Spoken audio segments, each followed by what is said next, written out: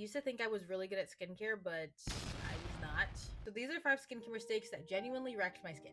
First is, if it wasn't burning, it wasn't working. I genuinely thought that if my skincare was not actively burning and tingling on my skin, it just wasn't doing its job. My skin's literally crying for help and I'm like, yes, it's finally working. Like, what? Now if something burns my skin, I actually start panicking. Next is just never moisturizing because I mistakenly thought I had oily skin. In my head, I was like, okay, I need to dry out all the oil from my face. So I'd either avoid using moisturizer completely or only use the tiniest little dot of it. And then I found out about oil-free moisturizers and I felt like I hit the jackpot. And all along, I just had an oily T-zone with dry combination skin. Now, I would never skip moisturizer, ever.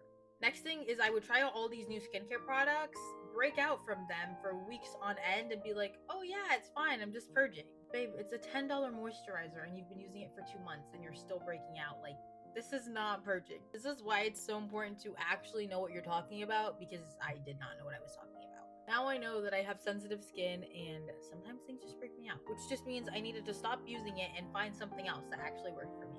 Next, I would exfoliate all the time. Like, I think I did it every day at some point. And of course, I had to use the infamous face scrub. I wanted my skin to be smooth so bad. So out of pure desperation, I just felt like this would be the best way to get rid of it.